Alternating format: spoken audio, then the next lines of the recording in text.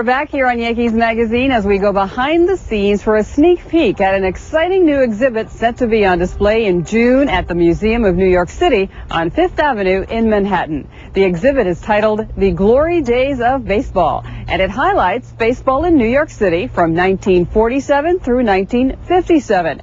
It was a time when 3 New York teams dominated the game, but of course, the flagship team of the era was the Yankees. Our camera got an exclusive first look at what the exhibit is all about.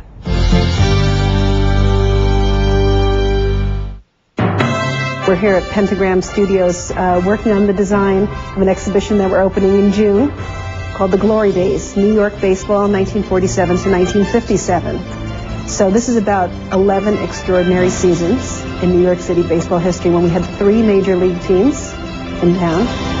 10 World Series had a New York team represented. New York won 9 times. 7 Yankees, 1 Dodgers, and 1 Giants. 7 Subway Series. It was a time when New York City really owned baseball. The Yankees are well represented in the exhibit. After all, they were the main team that carried the flag of baseball during that time. The Yankees were dominant in this period. It was the greatest period of their triumph, and so we're thrilled to have objects that represent that. For example, we have Mickey Mantle's jersey, as I said. We have his bat from '55, where we tell the story of his famous tape measure home run. So we have the bat that illustrates that. So I have to tell you about one of my favorite parts of the exhibition. There's an inning called Great Moments, and it's got some of the great plays that took place in 47 to 57. One of the things I'm most excited about is the way that we tell the story of the Don Larsen perfect game in 1956, because in the Museum of the City of New York's collection, we have the archives of the New York stories that were done by Look magazine, the great pictorial magazine who was in heyday in the 50s. And Look magazine sent Arnold Newman to cover that game because he was supposed to be covering Sal Maglie, who was pitching for the Dodgers.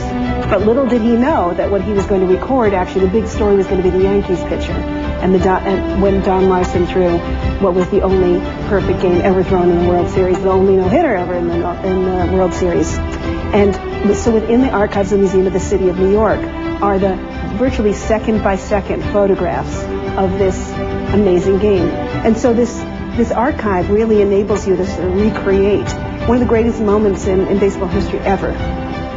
This is kind of what it looks like. So the inside, the interior gallery is there's a corridor here. You sort of arrive. There's some very large pictures with the name of the exhibit. So as you come into the main gallery, the first view you have is the overview of the room, and you see 8 of the innings, and then down the center there's this procession of these clear vitrines, these display cases that have these kind of very amazing, significant objects: bats, gloves, balls, cards, and they kind of go down the middle. And then at the back, you'll see this huge photograph of Ebbets Field. So it kind of really anchors the back of the space. We went out to private collectors because that's really where the primo objects are. Many have never been seen by the public before, so we're excited to be bringing them to the public and showing them in the context of this story. The Museum of the City of New York looks at the past, the present, and the future of New York and interprets the city's history and its relevance for us today. So it's dead on topic for our mission. We know that people love baseball and they're interested in it, and so many people remember this era and are ready to revisit it. It was a time when a trio of baseball teams occupied the New York spotlight, and when the exhibit is unveiled, it is sure to be a hit.